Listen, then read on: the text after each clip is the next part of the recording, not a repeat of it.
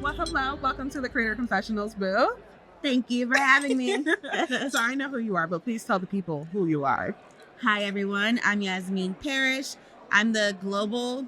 Wait, my title is kind of long, so let me start that over. No, feel like you're running My title is the Global Director of Influencer Marketing for Fenty Beauty. And when I say Fenty Beauty, I really mean like what we call the Fentyverse. So that's Fenty Beauty, Fenty Skin, Fenty Hair, and Fenty Fragrance. Yeah. So yeah, I love that you call it the Fentyverse. I love that. I mean, it's like the world of Fenty, the world of Fenty Beauty, you know? So how often are you guys working with creators and influencers? Every single day. Yeah. I would say that, you know, influencers are really the bloodline of and the life force of our marketing funnel. I think that there's no greater marketing than seeing your favorite influencer or the person that feels like your BFF online talking about products. Yeah, absolutely. What is it about like influencers or creators specifically that you feel like are kind of shaping the brand identity today? I think that you can really reach new audiences through the influencers that you're choosing to work with or reconnect with your core audience. You know, I think that I'm very intentional about who we work with and why, because we have, you know, targets that we want to hit. We want to, for our consumers to see themselves and the creators and influencers that we work with. And so that's really important that we have that diversity of thought and that diversity of voice from a variety of influencers. Are there any like partnerships that you feel like really stood out to you last year, whether it be from Fenty or other brands?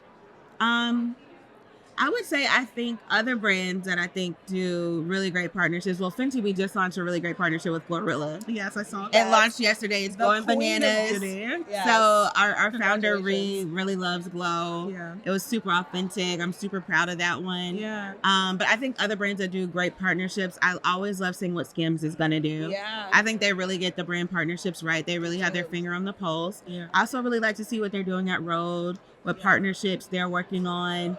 I think they really kind of stay true to like their brand ethos, and I think it works for them, especially in the life stage that brand is in. Yeah. But I'm excited to see what we'll continue to do at Fenty. Yeah. So I want to go back. You mentioned the word authenticity because I feel like that is the buzzword of the marketing season. Are there any buzzwords in the industry that you feel like have got to go, or that you want to double tap on?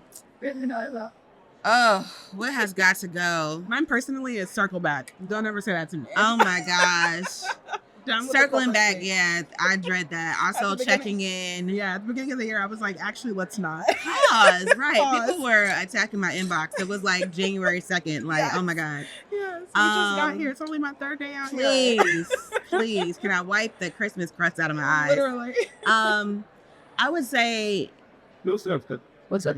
The marketing jargon of KPIs. Ooh, and, yes. you know, and it's like, we all know that means key performance indicators, but like, why don't we just start saying like, what are the goals of this campaign? What are like, the results? What are the results that we're looking for? What are we trying to drive? What are we trying to achieve? Yeah. And sometimes I feel like when we do speak in this like marketing jargon, we kind of alienate people that may not be as entrenched in the industry, you know, the industry, or like younger teammates. And so I would say like, it'd be nice if we could democratize the language that we use to talk about, you know, what we're looking to do, because it's really not rocket science. But sometimes the way that we talk about it really kind of alienates people. It's an interesting topic because I feel like amongst other industry professionals, it's this idea of like sometimes we act as an industry as if we're like saving lives. And while I think marketing is such a crucial part of like brand building and keeping the economy running, I don't think it's ever really that deep. At the end of the day, we're really just trying to get people to buy stuff. True. And we want to the be real bottom about line. it. It's the bottom That's line. That's the KPI. That's the T. Drive sales. Clock that. So with that in mind, like, are there any other aspects of brand building besides just like the selling and the marketing that you feel like can really drive a connection to just like intrinsic human value? I would say one of the biggest things I think is happening in influencer marketing right now is the convergence of influencer and affiliate. Yes. And I think, you know, as I talk about the democratizing the industry, the affiliate that has that power to drive those sales is now just as important as your favorite macro influencer. 100%. Because it's like you're using that macro to like drive the brand ethos and identity and the vibes and, you know, the awareness. But really, it's like that girl in the Midwest that might have 3 kids in the bag, and she's just doing like a get ready with me in the car, taking her kids to, you know, that's really driving the sales. And so those people, I think TikTok is a platform that's helped us do this, right? But I think those people are becoming even more important. And so like, I'm always like on the hunt for like amazing affiliates. 100%. It's interesting too, because I feel like there is, I wouldn't say I call it like a complete shift, but more of a welcoming of, you know, the non-traditional influencer creator was really just the brand's customer who was super exciting. They might have literally like 30 followers and all of those followers are their friends and family, but like kind of pulling them into the ranks and saying like, hey, you also can go on this brand drip in addition to the influencers and, you know, the creators as well. I feel like that's a really powerful opportunity to tap into your customer base as a brand, because it's like who else is going to be one of your like biggest advocates besides for people that have been buying your product or service for years. For sure. I think a brand that does that really well is Coco Kind. I think they do a great job at really like making their consumers their influencers and like really championing them. So I agree. And I think as we move into like these kind of like tricky waters and in the space that we are in the world and in the economy, I think the more that marketing can feel real to the consumer and can feel attainable, the better off brands will be. Yeah. And on the flip side, now we have the conversation of like, how do we leverage employees internally and put our employees at the forefront of the brand as well? Some brands tend to get a little, you know, funny about it because they don't feel that their employees can necessarily be the ones kind of talking on behalf of the brand. But I feel like now we're kind of seeing more brands embrace it and just kind of even show up on platforms like LinkedIn and Instagram where they literally let their employees be the stars of the TikTok account or the Instagram account.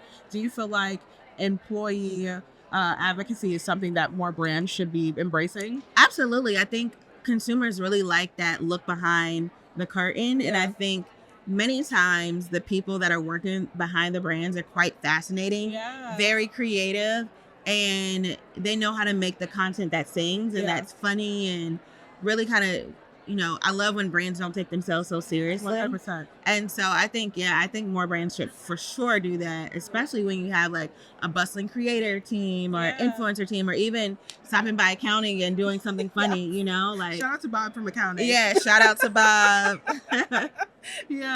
So I want to shift gears a little bit and ask you, what is kind of your spicy hot takes on the industry? Mine personally is that net 30 should be abolished. We need to get the creators paid faster, in my opinion. That is a great one. And I think it's hard with big companies. Because, and even with the thing that happened with like Patrick Todd, you know, being in the companies, as much as I empathize and I can understand where a creator comes from, I also have worked on the other side and I know how many roadblocks there are to payment. And it's like you have to have like, send me this, send me your tax file, send me your child's first, you know, first tooth that they lost, you know, like it's so many roadblocks to getting people paid on time. So I think any platform that can help these companies, you know, hold hands with their AP teams to get people paid faster, I definitely agree. Also, I would say that as much as people love a long-term partnership and everyone's trying to pitch for one, they don't always work. That's so true. And that's my hot take. Let's get into that. Because really there's fatigue. Like once someone's seen something a number of times, they're like, okay, we got it, girl. Enough. You're the ambassador, honey. So I really like to like test and learn with like shorter term partnerships. Make sure that it can be timed appropriately so that people don't experience fatigue. Like, let's make sure that someone's feed isn't just my brand, because then it doesn't work as well. So that, I think that's probably my biggest hot take. And I know everyone's trying to pitch for a long-term partnership. Especially with Fenty. But it's like, okay, if we want to do that, then let's make sure that the deliverables are spread out enough so that there isn't that fatigue. And and we can, you know, diversify what the deliverables are. Like maybe some things are on TikTok, some things are on Instagram. Maybe we throw YouTube in the mix. You know, so. And speaking of pitching, what do you feel like is the best way for creators and influencers to approach brands of their pitch process? Like what are the things that they should be considering and keeping in mind? Yeah, I mean, I would say the best pitch is truly tagging the brand. And I know sometimes people like to be stingy about that. They're like, oh, you could be paying me for that. That's very true. But it's like, for me, I get 10,000 pitches a day. I can't even answer all of them. And I hate when people pitch me on DM. Yeah. But when I see in like my dashboard, like, oh, this person's been talking about us. Yeah. They would be perfect for X, Y, and Z campaign. Yeah. Or they do like a fabulous lip combo. We have a lip campaign coming up. Yeah. And so I feel like just doing you in a natural way and tagging the brands, and it doesn't just have to be my brand for me to see you. Yeah. If you just tag me, you just using a gloss bomb and you use other brands, I'm still gonna catch that. Exactly. And if the content is aligned with what we're looking for, like, don't call me, I'll call you. Like, I truly will. Period. Exactly. Yeah. Is there any content that you've seen for players or influencers lately that was like, I'm stopping the scroll, this was it, or just really inspired you? I love Kira. I'm unique. Oh, yes. Okay. She's also an Atlanta girl. Yes, she is. Yes. Kira does it every time. Yes. The kitty cat. Just, Yes. yeah, she was in our You Miss campaign, Yes. and her content just did so well organically. We haven't even put any paid media behind it. Excellent. And it just performs, and she has like a cult-like following of Yes, she supporters that just love her so much. Girl, Kira, we love you, girl. Love you. So yeah, anytime I can find creators like that, it's like I feel like we struck gold. Yeah, I mean, I think there's something very powerful about her content because you can really see like the creative production that she puts into it. And as people that work on the brand side, or and for myself, I'm also a creator, I know that there's so much that work that goes into it. Yeah. But at the end of the day, it's like she makes it look effortless. Yes. And that's how you know there's like skill. Yes. Yes. Another Atlanta girly that has amazing editing capabilities, who I love, is Jasmine. Which Jasmine Davis with the light eyes. I know her. I gotta find her just because I can never remember people's actual IG names. But Jasmine, girl, if you see this or whenever this, I'm gonna tag you, girl. But she has amazing like editing, just like high level. She's so creative. Yeah. And I love it when an influencer can like pitch me an idea. Yeah. And as long as it's like supporting the product that I'm and hitting like kind of the notes I needed to hit. Yeah. Like, please be creative. Please break through. Please do something different, you know? So I know you work on the brand side, but do you think you would ever step into a creator influencer bag yourself? So I've actually worked in a few different ways. So I worked in the agency side. Nice. I've managed talent. Okay. Shouts Ashley Everett. I see you, we girl. love Ashley Everett. So yeah, I managed Ashley for like 9 years. Beautiful. So I've done a little bit, and I have done some micro campaigns, especially as a mom. Yeah. But listen, the mom content, the mommy bloggers, I want you to know that's here where for it's the at. mom bag. Yes. But yeah, I would say once I took my job at Fenty, it's so all encompassing. Yeah. I really don't have a lot of time or space to do much else, but for sure I've definitely worked. I think that's what helps me, you know, make really great deals that people feel great about, and you know, they know it's like a good honest deal because I've been in that shoe. I've been on the manager agent side of it, and negotiating for talent. I've been talent, so yeah. Knowing that you're on the brand side now and you had previously worked at agencies, what do you feel like is the major difference in kind of leveraging creators and influencers on both sides? I think like it's the same approach. Well, I mean, at Fenty, it's unique because we do have, even though everyone sees us as one brand, Fenty Beauty, we do have, you know, the person who we might go after for skin might be a little different than who we're going after for beauty.